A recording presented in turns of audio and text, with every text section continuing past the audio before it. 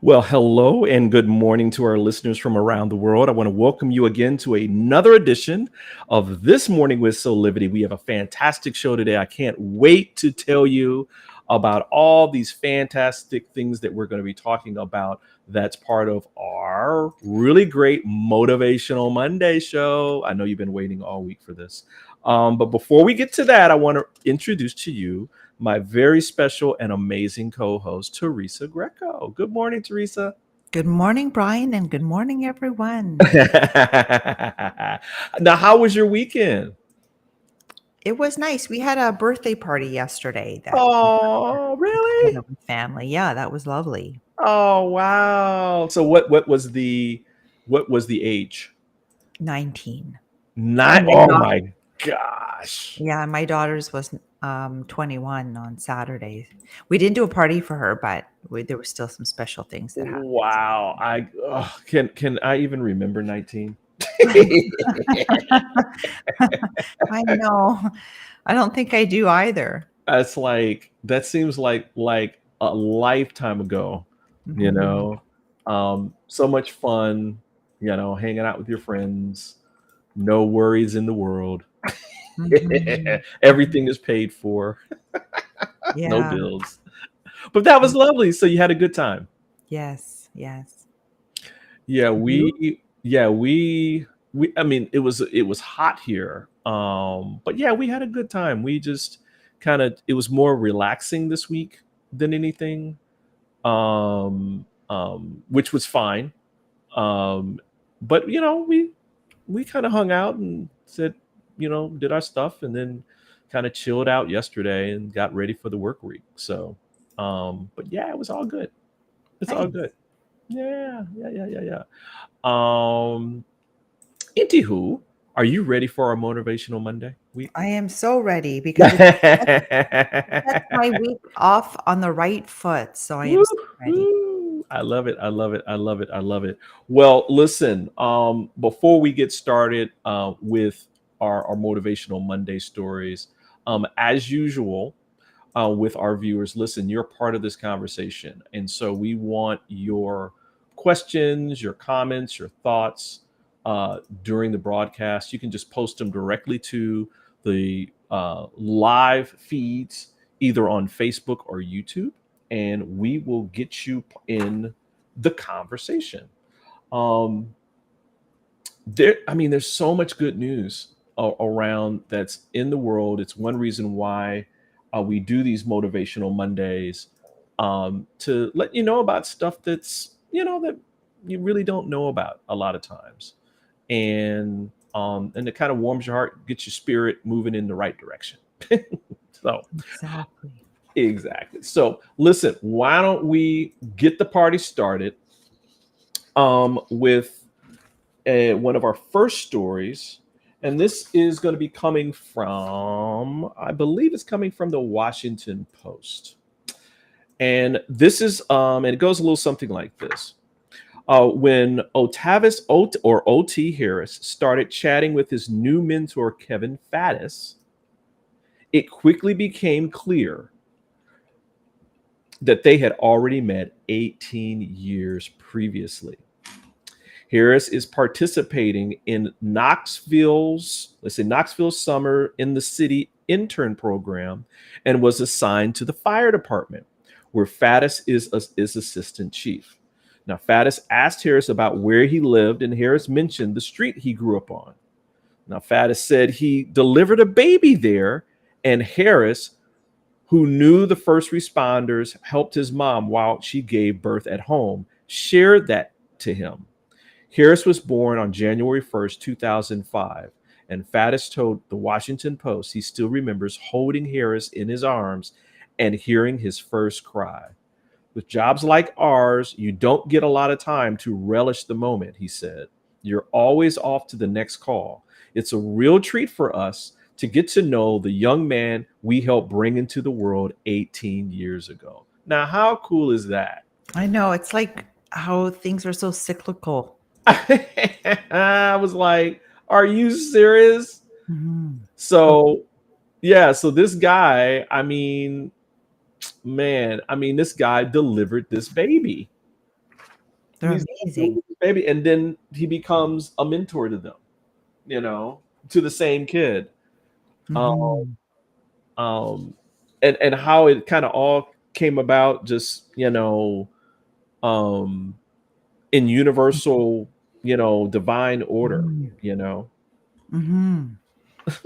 How there are no coincidences, in that people, that's what stood out for me, is that how people who are in our reality are, Hmm. how we've been brought together for different reasons, how everything's like a web, I Yeah, feel like, and how yeah, things are all interconnected, yeah. and that connection was one that was going to show up again like so many years later somehow. Right, right, right. Um, oh, one of our viewers will send us a post. It's a little icon. So thank you, Ishmael. Appreciate that. Um, yeah, I mean, the firefighters were talking about, cutting. They remember cutting OT's umbilical cord, cleaning him up. They sit in the Kevin Faddis, the assistant chief, was saying, when you get a call like that, you don't forget. I guess not. Yeah, and he was baby number 7 For out of, him. yeah, Wow. so number 7 for her, no, not for him, for her, for the mom, number 7 Wow. out of 13, though. She's had 13 kids. Woo-wee. So I think by the time he came, it was like, "Oh, no, baby's coming out because I've done this before." In fact, let me tell you guys what to do. Yeah. I think it was like a minute after they arrived, I believed it said. Wow. Yeah, the whole Wow. thing took probably 30 seconds because it was like baby number 7, so she already knew that things just, when it's time, it's time. Yeah, I'm reading from this same story. It says, it's been 18 years, but I can remember that call because she said she had given birth at home before and she was as calm as a cucumber. telling them Mhm. there's no time for the hospital. The baby is on his way out. Mhm. Mhm. Amazing. Wow. Wow. Wow. Wow. Well, again, all things happen in divine order. I'm sure you're not going to hear a story about this today. And so we wanted to share that with you. Um, um, Teresa, I mean, do you remember? Of course, you remember each of your pregnancies, right? Mhm. Mhm. Yes, What was that experience like for you? they're like the greatest.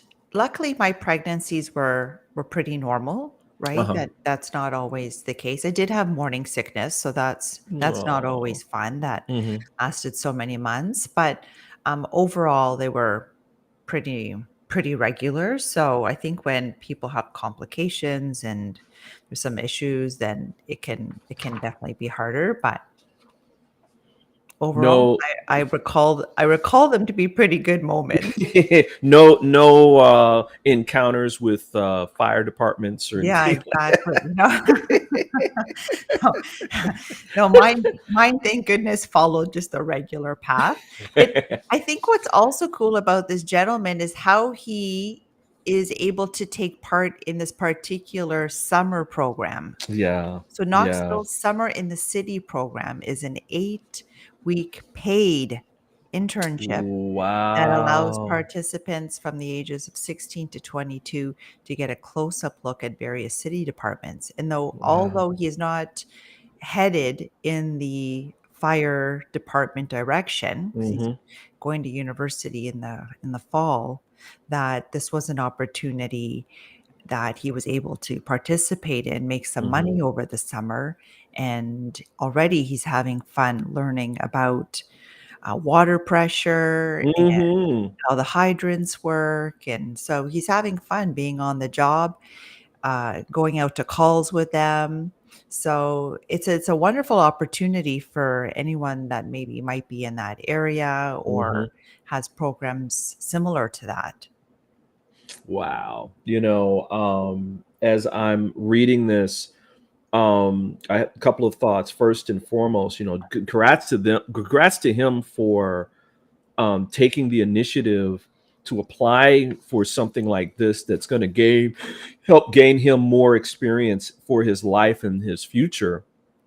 Well, he says he's going to be going to East Tennessee State University, Mhm. which is a really good university. And he said his goal is to eventually become a school superintendent and focus on urban education. And so this experience, definitely by going on calls and gaining more knowledge about how like firemen and other city employees do things, he can utilize that in his career path, right? Mhm. He said he said he earns new respect for what they do. He said they really work hard to help people. And so he's going to take that. I mean, that's wonderful. That's Mhm. wonderful. So OT, good for you, man. Fantastic for you. Love that story. Love that story, man. Just that serendipitous experience happening for him. Listen, we've got even more great motivational Monday stories coming up to you up today that we're going to be telling you about with my co-host Teresa Greco. Teresa, you ready to have some more fun? Absolutely. All Mhm. right, everybody. This is what we're going to do. We're going to take a quick break. And when we come back, we're going to talk about another fantastic motivational Monday story that talks specifically about how some tiny home villages are providing safe housing for our nation's treasure here in the United States, our war veterans. So we're going to take a break and we'll be back with more of This Morning with Soulivity in about 2 minutes. There, this is Brian with Soulivity.com. I want to share some exciting news about our new Aspire Academy by Soulivity. Now, you probably want to know what the Aspire Academy by Soulivity is. Well, it exclusively connects you with people around the globe and who share the intense desire to improve themselves and create a better life for themselves today. There's classes, there's workshops, there's live events, and even more exclusively just for you. You see, I wanted you to have a safe space where you could grow, you can learn, and it would empower you in all aspects of your life, including your mind, your body, and your soul. So how do you get started? Well, it is so easy. First of all, the best part, joining Aspire Academy is absolutely free. Just click on the Join Now button, sign up, and begin your journey. As a special part of this invitation to you, there are some free courses that are available for you to try from our amazing roster of coaches and collaborators. It's our way of saying thank you for all of your support and being with us along our journey of expansion. I hope you enjoy the Aspire Academy by Soulivity today. Start the process. Learn more about your passion, your purpose, and how to live a higher quality life.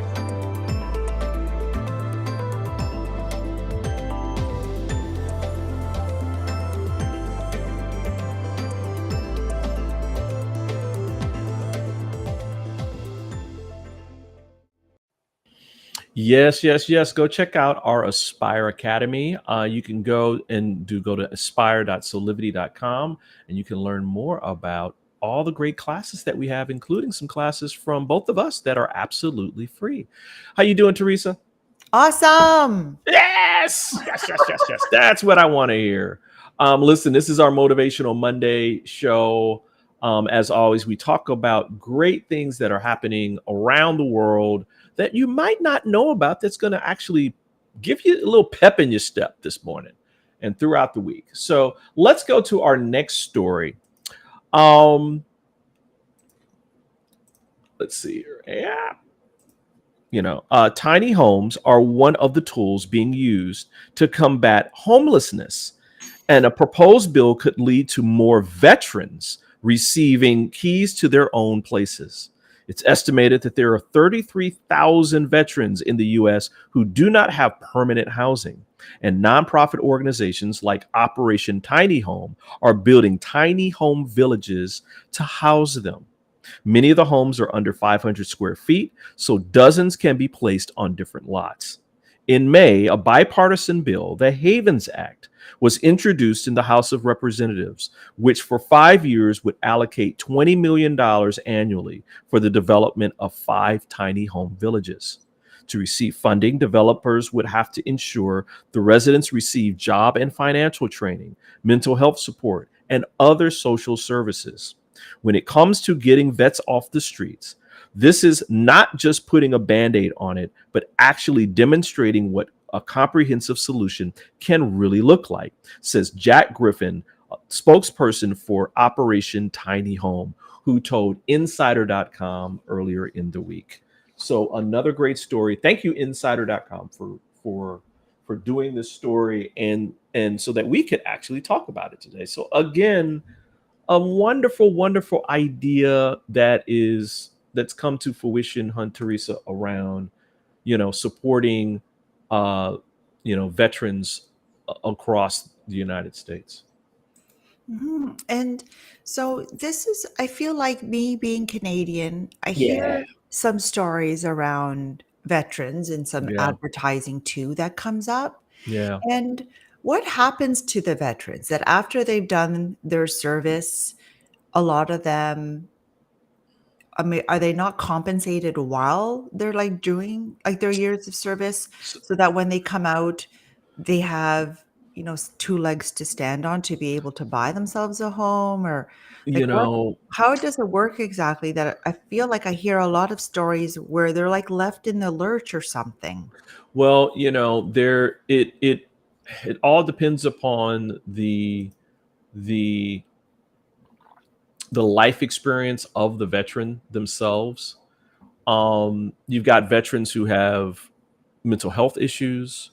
You have veterans who might have been in the war, but when they come out, um, they find it difficult to find a job.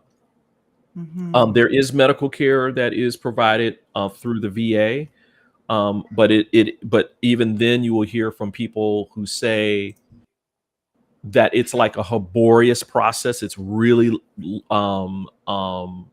bureaucratic and takes long to get certain things.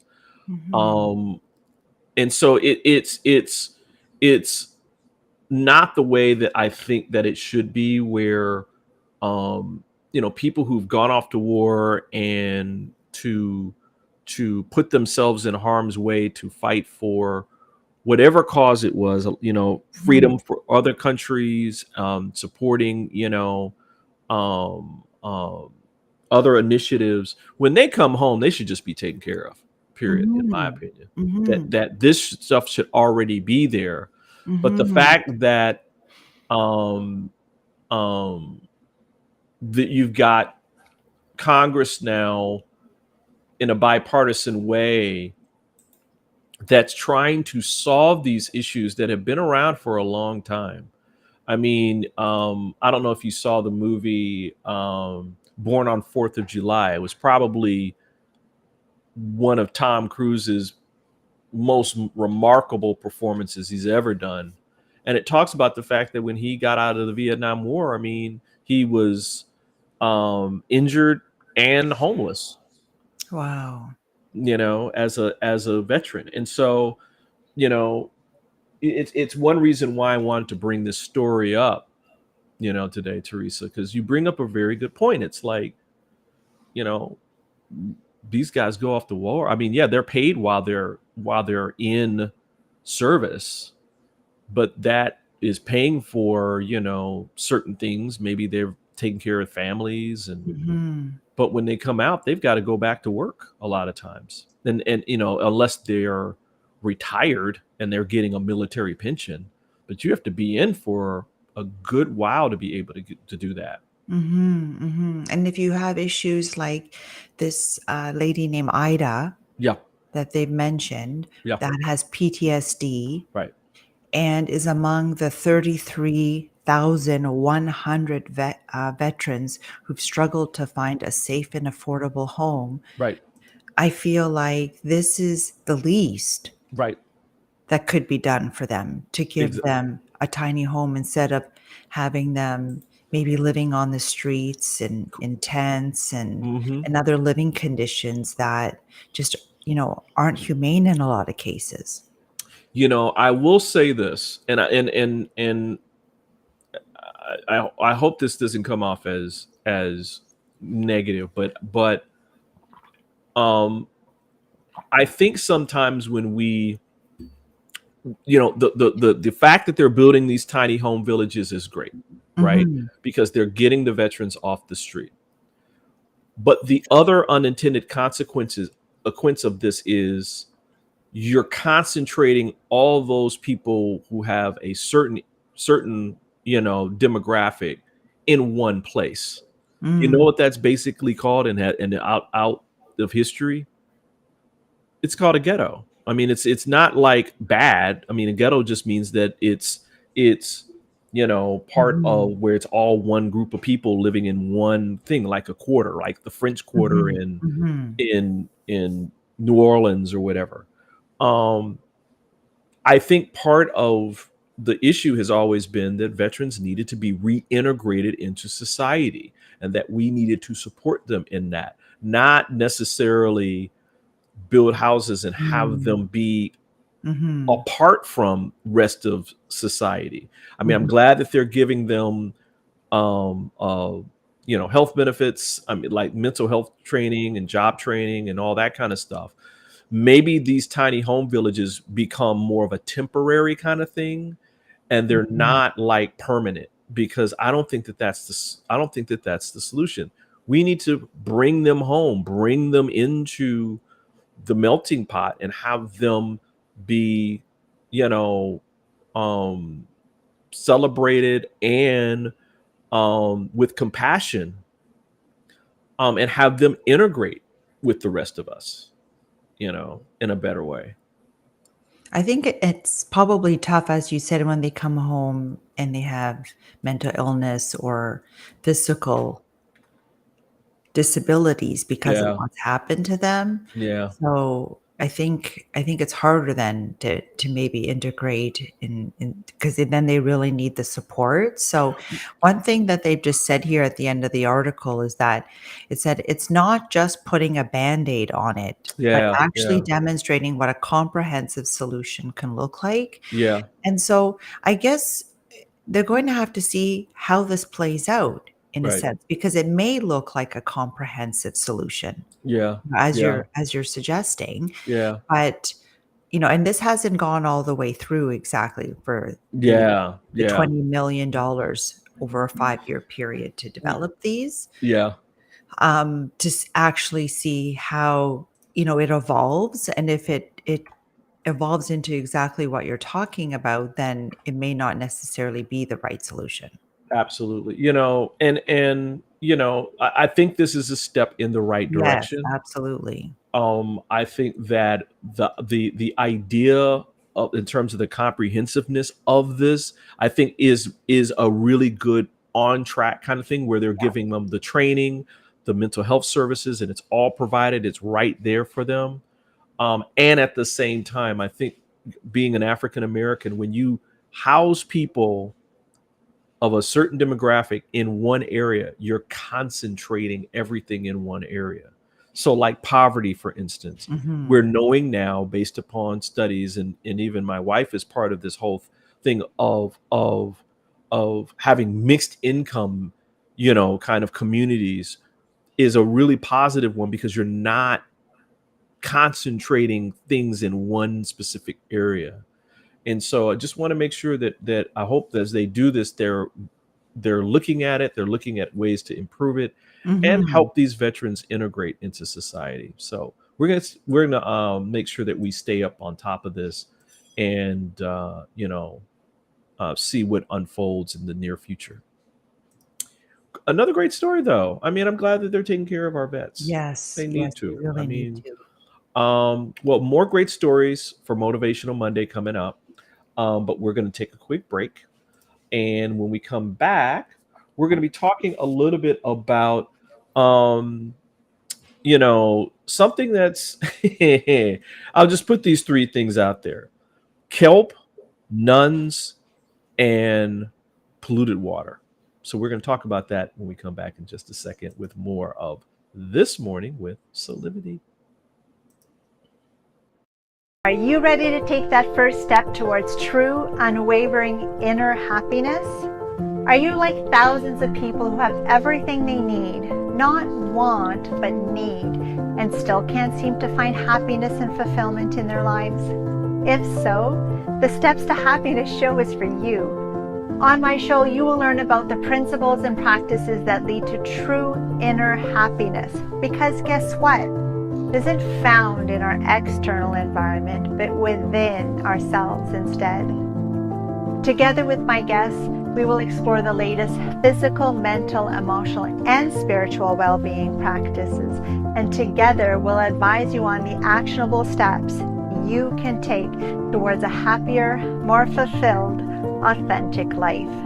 So I invite you to join me each week on Soulivity TV on the Steps to Happiness show with me, Teresa Greco. Yes, yes, yes. You can see Teresa every Thursday at 12 noon. Got another great show coming up that we'll be talking about soon. Teresa, man, this season for you has been just awesome. Thank you. Thank you so much. Listen, why don't we're here talking about great motivational Monday stories here on This Morning with Soulivity. We've got another fantastic one that we want to talk about with you right now. We kind of talked about, give you a little preemptive kind of discussion before the break. And this is about kelp, nuns, and cleaning up polluted water. Women from the Shinnecock tribe and the Sisters of St. Joseph's are working together to clean up the Long Island Bay they call home. Because of the fertilizer runoff and overdevelopment, nitrogen levels in the Shinnecock Bay have made the bay skyrocket. It's killed fish and shellfish. The Shinnecock have lived on the east side of the bay for thousands of years. And in 2019, 6 women from the tribe went across the bay to visit the retreat owned by the Sisters of St. Joseph. They asked the nuns if they would like to help start a kelp farm. Research shows that sugar kelp absorbs nitrates and carbon from the water, and this would be a natural way of cleaning up the bay. The sisters agreed, and the partnership was born. A cottage at the retreat, now a hatchery, and in the last 2 years, 20 lines of kelp have been planted in the bay. Already, they've spotted changes in the water with scallops, seahorses, clams, and other species returning. Wow. Mhm. Wow. So talk about what a partnership here. You've got indigenous women partnering with nuns. Yeah. When was the last time you heard that? Mhm. To build a kelp farm to help clean up New York's waters that are around that's polluted, and it's working. Mhm. Hello. Beautiful, beautiful. Hello. I love it. I love it. I love it. I love it. I love it. I know in Canada, I mean, you guys are really, really big on conservation. So I'm sure that this isn't like something new there, right? I'm sure. Because again, the whole point of our show is that we don't hear about stories like this. Yeah. Right? We only hear about how we're damaging things, how we're ruining things, how Yeah. things are all going sideways. Yeah. Never, Yeah. any of the good actions that are actually taking place that even show partnerships like this. Yeah. Yeah. Because you only hear about the negative. So I think this is why we're talking about it. I love stories like this because it really does turn your faith in humanity and forgiveness. I feel like this story is part of that when you said, when do you ever hear about, a partnership from these two sides, right? But, Yeah. people are forgiving and moving forward and letting love and and other things bring us together instead of dividing Mhm. us. Absolutely. Absolutely. Beautiful. You know, I'm looking at this story, and it's just interesting. You know, this area is it's part of a very, very wealthy part of our country, and that the drive around we're basically talking Southampton, everyone. And most people don't know that in that area, the Shinnecock have been on that part of the area for 13,000 years. Wow. And that's basically what they say in the article. It's 400 generations. Wow. So when you're talking about Long Island, you're talking about the Hamptons, most people think of, the summer retreat, Mhm. for the wealthy and all that kind of stuff. But this tribe is, one of New York's oldest self-governing tribes, and that their tribal members live on a 900 acre of the peninsula.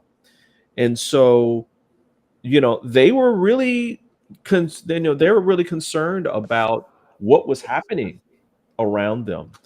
And so the fact that they were able to find a partner in with Saint Joseph, where it's like, hey, we all live here, right, Teresa? I mean, they're basically saying we all live Mhm. here, and if we all live here, let's try to clean up this water in a natural way that supports everybody.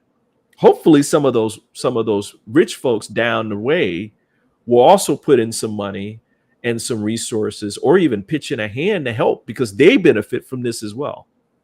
Yeah, absolutely. Because it says here that in the last 40 years, overdevelopment in the Hamptons, See, but then this is in red, without a municipal sewer system, wow. No, I didn't know that. right? Coupled with fertilizer runoff has elevated the nitrogen level in the bay. So, why are we developing areas not being cognizant of how we're developing them and how Right.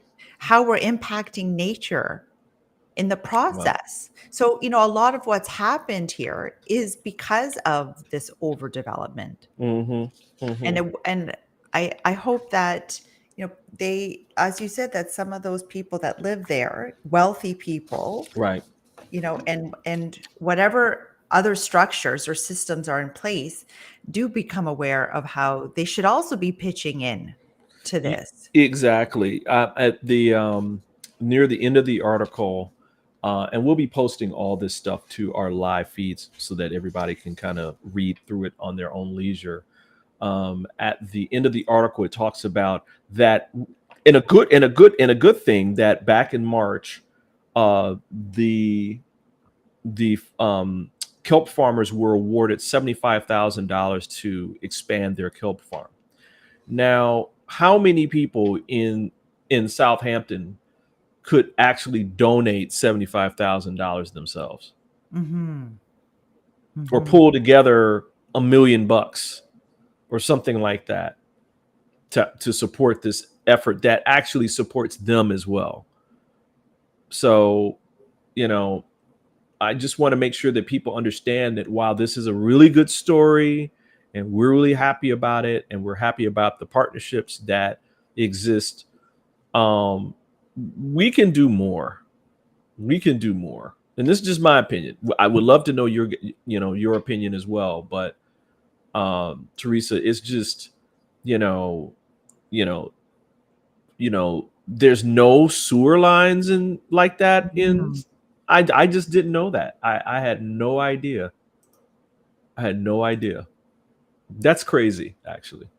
And and it's like, where's the thought behind, the impact of not having that, but then having huge development there? It's Right. like, really? You like, how is this not considered? Because I know here that whenever any development is started, there's all this these very expensive studies that have to get Hmm. done on, Yeah. like, environmental impact studies, and Yep. I'm like, Yep. really? Like, how did these very expensive communities come up, and yet these type of studies weren't done.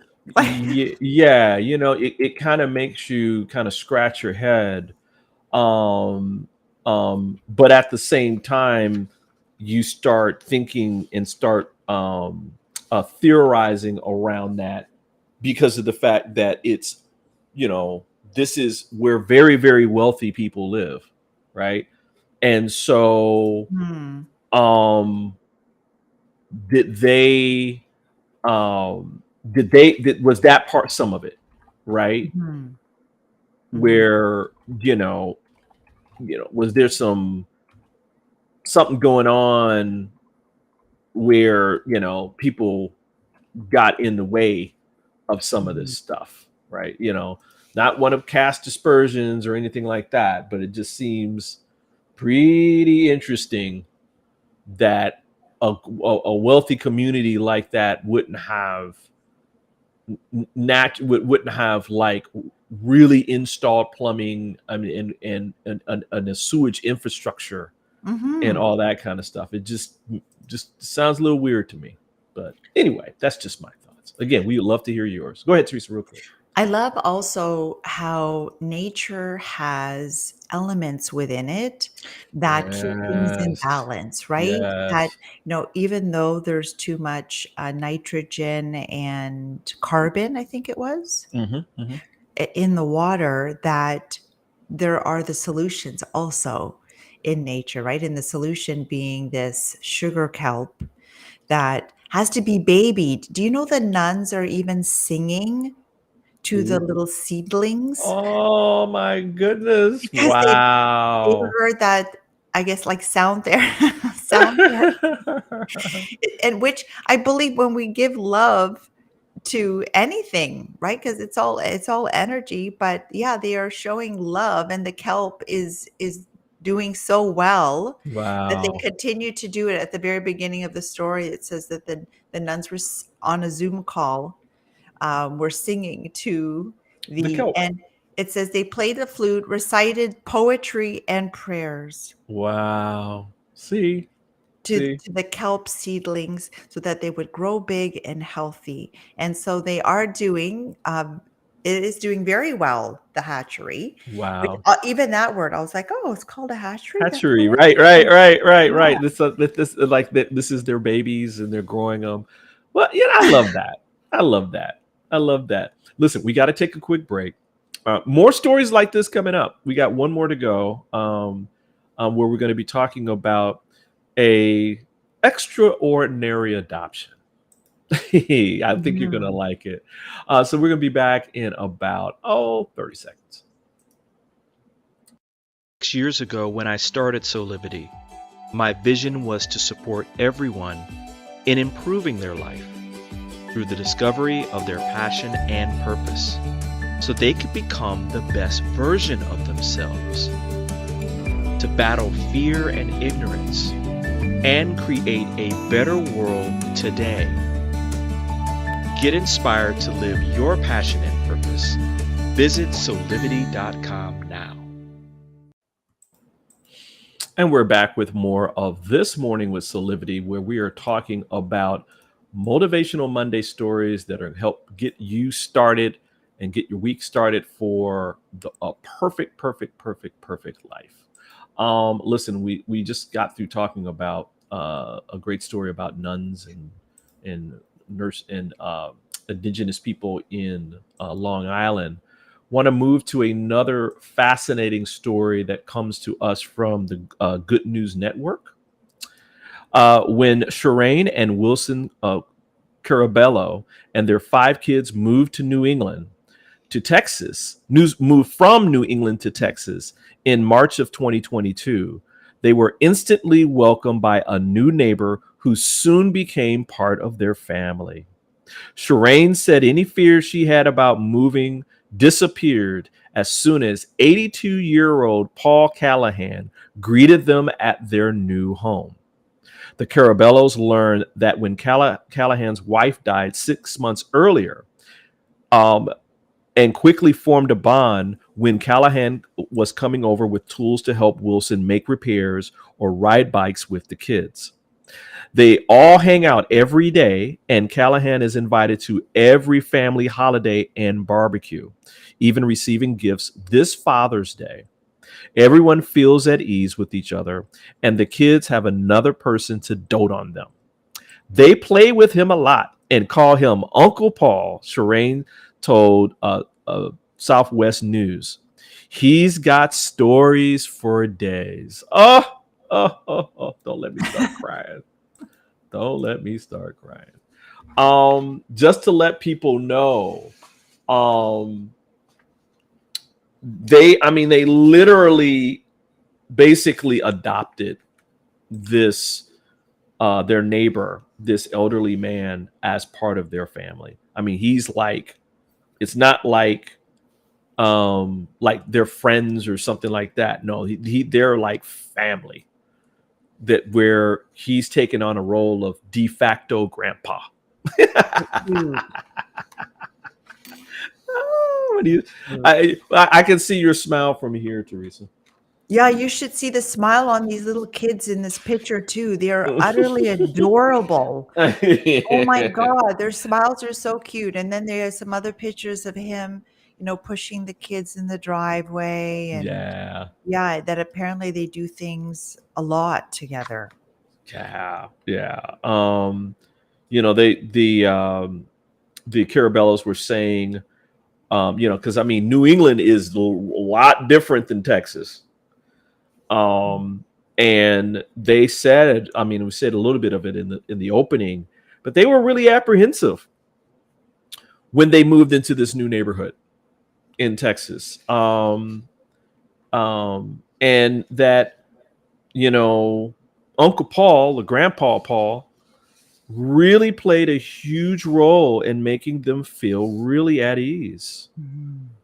And isn't that what family, is all about? But Brian, do you know that I don't know my neighbors? Wow. And I know I'm See, not alone yeah, in that, yeah. right? And No. and I've lived in a couple, different areas, let's say, and I don't know my Mm-hmm. neighbors. Mm-hmm. Um, and it's just because and people are busy that our lives are taking us in a whole bunch of different places all the time, and that it's not I don't and I it's not that I haven't gone over. My neighbors have also not come here, so it's not like, oh, I'm not doing my part and everyone else is going around doing. No, everyone is stuck in their own homes. Like even at night when I Right. go walking around our community, people are Right. not outside. Neighbors are not outside.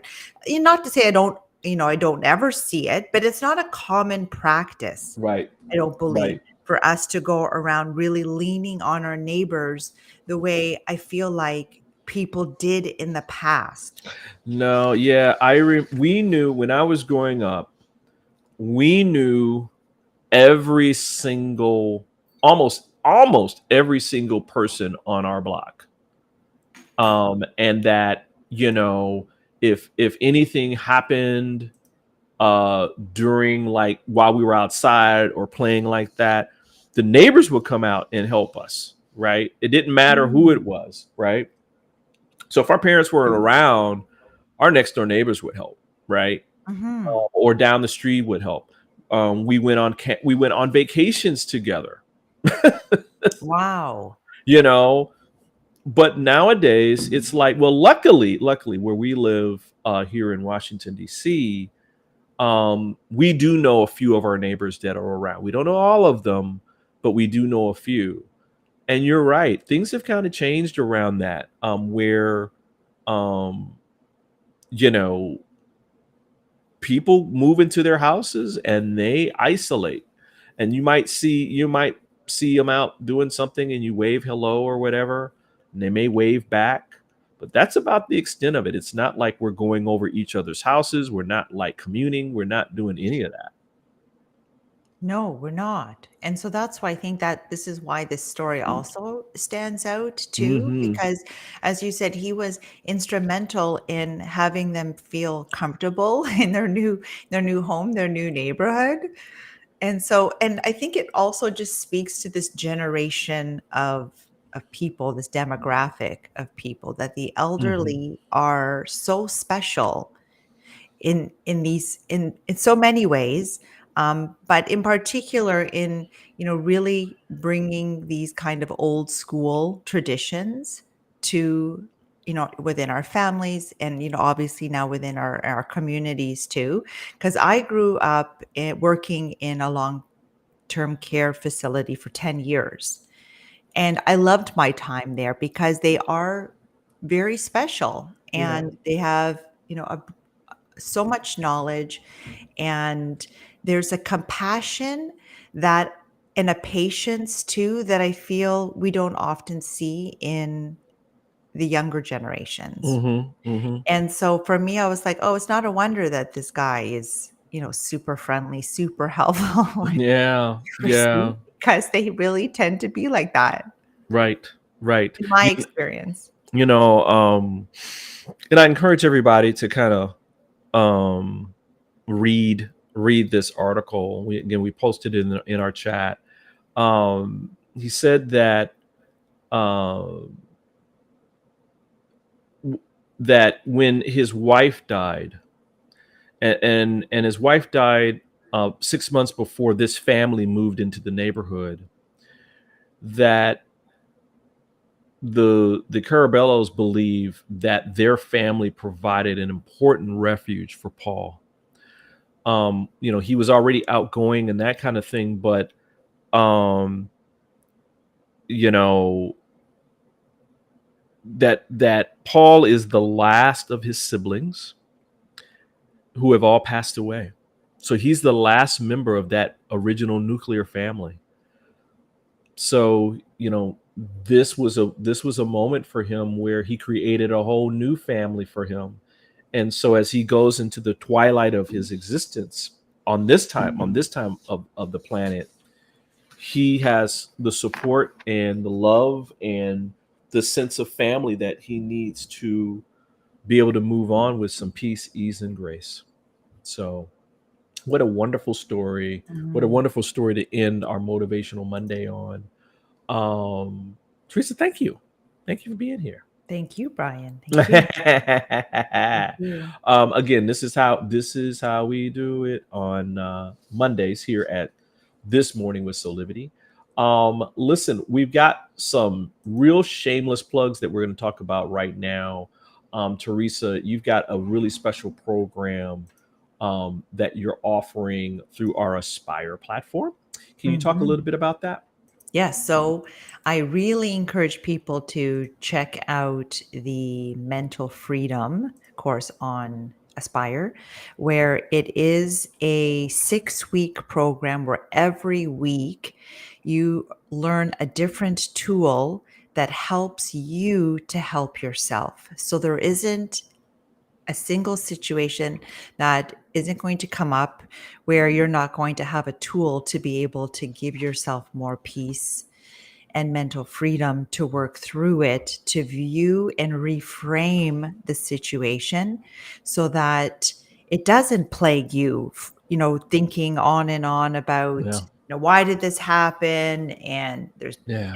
that there's nothing to do about it, that this gives you practical tools to be able to assist in really any situation. Yeah. Yeah. I love it. I love it. I love it. And you can learn more information by going to Teresa's Soulivity page, or contacting you directly, Teresa, at teresagreco.com, correct? Yes, you can Okay. check out my .ca, teresagreco.ca. .ca, sorry. Mhm. Yes, yes. For our lovely neighbors to the north in Canada. Yeah, highly recommended. Go check it out now. And you too can have mental freedom in just 6 short weeks. Mhm. Want to let people know too that the new Soulivity.com is here. We launched last week, and to rip roaring success.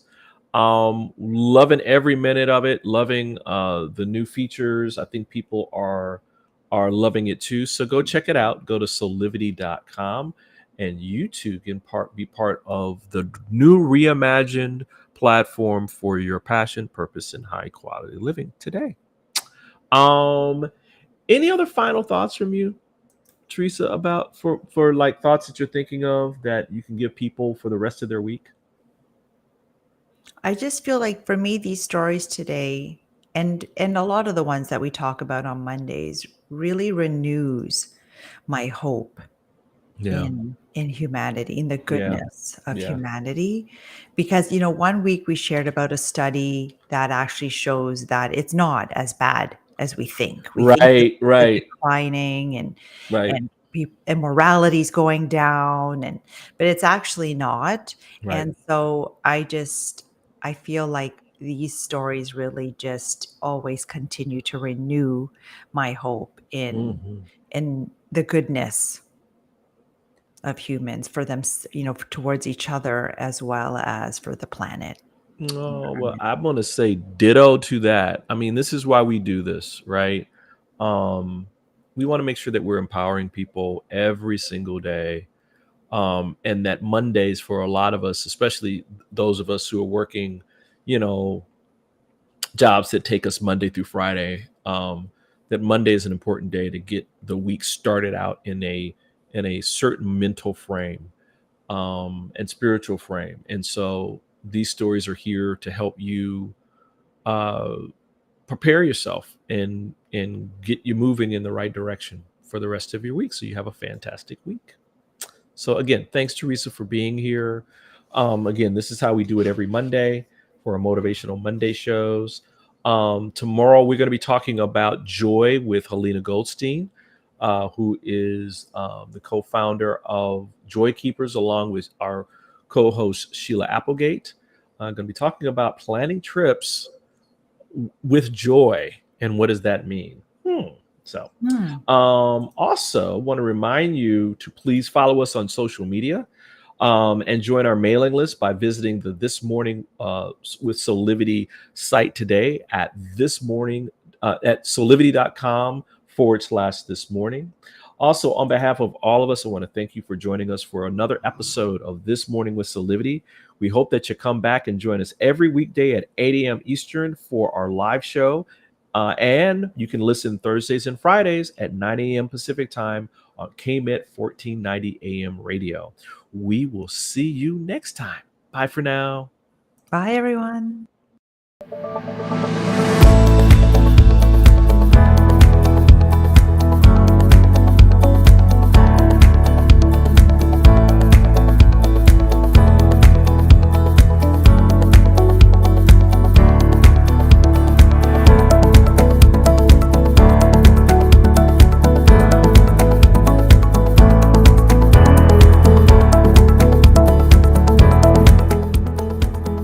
This work is subject to copyright owned by Affinity Global LLC.